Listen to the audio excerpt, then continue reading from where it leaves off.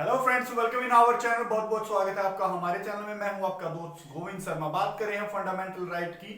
हम आर्टिकल दर आर्टिकल चल रहे हैं। आज हम आप पहुंचे हैं धार्मिक स्वतंत्रता के अधिकार के बारे में। तो आपको जैसे कि पता है, भारतीय होने के नाते आपको एक अधिकार प्राप्त है, वो है स्वतंत्रता का अधिकार। और स्वतंत्रता के अधिकार में ही आपको एक अधिकार और प्राप्त है। उस अधिकार का नाम है धार्मिक स्वतंत्रता। आप किसी भी धर्म को अपना सकते हैं, उसका प्रचार प्रसार कर सकते हैं और उसके अकॉर्डिंग क्या कर सकते हैं, उसके अकॉर्डिंग आचरण कर सकते हैं। जैसे कि हमको सबको पता है कि भारत एक पंथ निरपेक्ष देश है। जैसे कि हमने प्रस्तावना में पढ़ा था कि भारत एक पंथ निरपेक्ष देश है। जो गवर्नमेंटल बॉडी है वो किसी भी जो धर्म है उसका पक्ष नहीं लेती। तो उसी के चलते हम बात करेंगे धार्मिक स्वतंत्रता के बारे में। तो हमें क्या क्या अधिकार प्राप्त है, धार्मिक एक व्यू से देखें, धार्मिक नजर से देखें तो हमें क्या क्या स्वतंत्रता प्राप्त है, इसके बारे में बात करेंगे।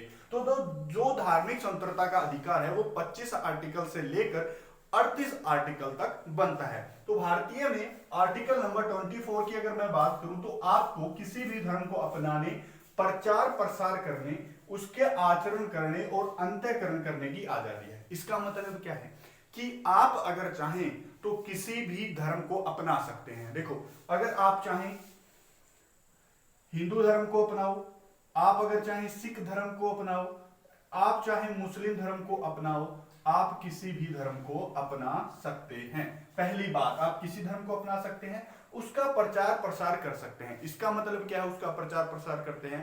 मान लेते हैं एक बंदा हिंदू है, वो अपने धर्म का प्रचार प्रसार कर सकता है, लोगों को बता सकता है कि हमारा हिंदू धर्म ऐसा है, हमारा हिंदू धर्म वैसा है। वैसे ही मुस्लिम कर सकते हैं, वैसे ही सिख कर सकते हैं।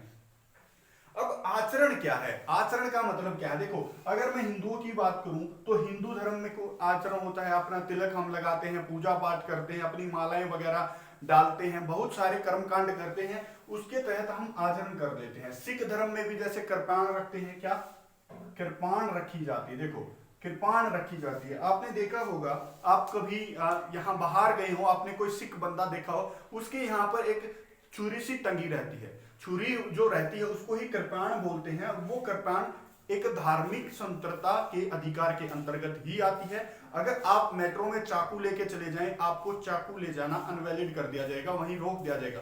लेकिन अगर एक सिख कृपाण धारण किए हुए है तो उसको रोका नहीं जाता। क्यों? इसलिए नहीं रोका जाता क्योंकि उसका धार्मिक स्वतंत्रता का जो अधिकार है आर्टिकल नंबर 25 के अकॉर्डिंग उसका वायलेशन हो जाता है। ठीक है, हाई कोर्ट, सुप्रीम कोर्ट भी यही बोलेगा कि नहीं, जो कृपाण धारण करना है वो सिखों का एक धार्मिक स्वतंत्रता का अधिकार है।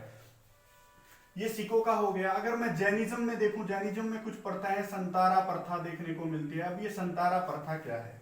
क्या हुआ, राजस्थान में एक लड़की थी, उसने क्या किया, संतारा प्रथा के अकॉर्डिंग अपने प्राण त्याग दिए। तो हुआ क्या, उस पर किसी ने सुप्रीम कोर्ट में याचिका डाली कि ऐसा संतारा जो प्रथा है उसको कैंसल आउट किया जाना चाहिए। अब संतारा प्रथा जैनिज्म में क्या होती है कि जब तक ये कोई भी चीज नहीं खाते हैं, जब तक ये जल ग्रहण नहीं करेंगे, पानी नहीं पिएंगे और खाना नहीं खाएंगे, जब तक इनके प्राण ना निकल जाए, क्या इनके प्राण ना निकल जाए, एक प्रकार का ये सुसाइड होता है। लेकिन अब सुप्रीम कोर्ट और हाई कोर्ट क्या बोलते हैं कि ये जो वैलिड है, ये बात जैनिज्म में लिखी गई है, ये चीज वैलिड है, तो इसको वैलिड माना गया आर्टिकल नंबर 25 के अकॉर्डिंग। क्योंकि हम अपने धर्म के अनुसार क्या कर सकते हैं, आचरण कर सकते हैं। आई होप आर्टिकल नंबर 25 आपको समझ में आया होगा। आर्टिकल नंबर देखो, 26 आर्टिकल नंबर क्या कहता है? 26 आर्टिकल नंबर कहता है कि अगर हम किसी धर्म को अपना लेते हैं, हम उसका प्रचार प्रसार कर सकते हैं, आचरण कर सकते हैं आर्टिकल नंबर 25 के अकॉर्डिंग। अगर हम चाहें किसी भी धर्म के लिए कोई संस्था खोल सकते हैं, क्या खोल सकते हैं, कोई संस्था खोल सकते हैं और संस्था के साथ साथ उसका प्रबंधन कर सकते हैं, यानी कि उसको चला सकते हैं।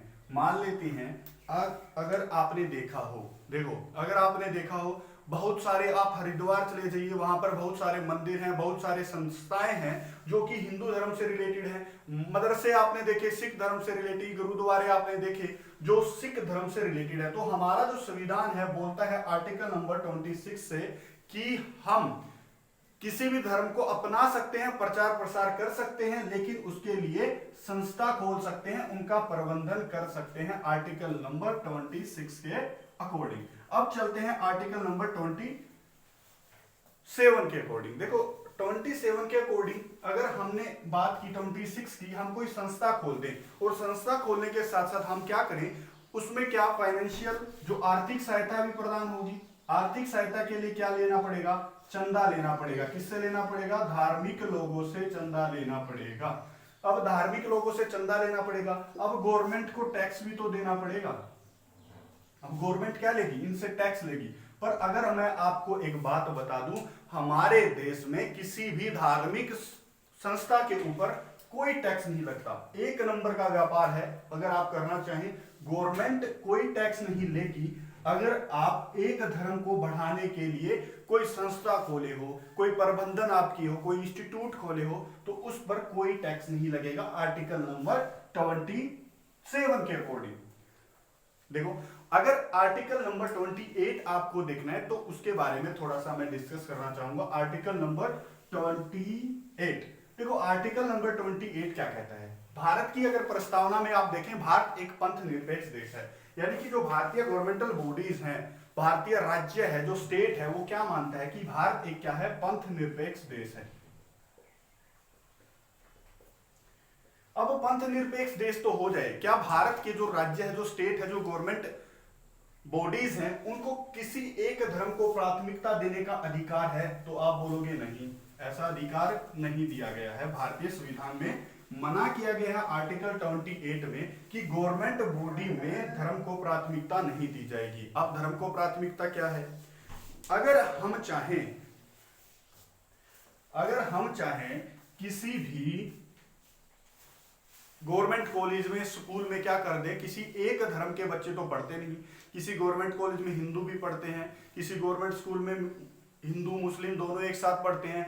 अगर मैं एक धर्म को मानने वाली चीजें वहां पर लगवा दूं, मान ले बुक लगवा देता हूं, मान लेते हैं कुछ ऐसी चीजें लगवा देता हूं जो कि मुस्लिम धर्म के खिलाफ है, मान लेते हैं हिंदू धर्म की कुछ ऐसी चीजें लगवा दूं जो मुस्लिम धर्म वाले तो मानते नहीं है, तो ये एक धर्म को क्या हो गया, बढ़ावा हो गया। तो हिंदू धर्म या मुस्लिम धर्म या कोई भी धर्म गवर्नमेंट बॉडीज में प्राथमिकता के लायक नहीं है। अब आप देखो एक चीज हुआ, मद्रास में क्या हुआ, मद्रास और तमिलनाडु में एक चीज हुई, गवर्नमेंट स्कूल्स में या कॉलेज में राष्ट्रीय गान गाना अनिवार्य कर दिया गया। क्या कर दिया गया, राष्ट्रीय गान गाना अनिवार्य कर दिया गया। अब राष्ट्रीय गान गाना अनिवार्य कर दिया गया, एक भाई पहुंच गया कहां पर, सुप्रीम कोर्ट में। अब वो सुप्रीम कोर्ट में पहुंचता है और वो बोलता है कि नहीं, किसी भी गवर्नमेंट बॉडी में धर्म को प्राथमिकता नहीं दी जाएगी। थोड़ा सा उसने दिमाग नहीं लड़ाया कि जो राष्ट्रीय गान होता है वो देश के बारे में सोचता है, ना कि किसी के धर्म के बारे में भावनाओं को विकसित करता है।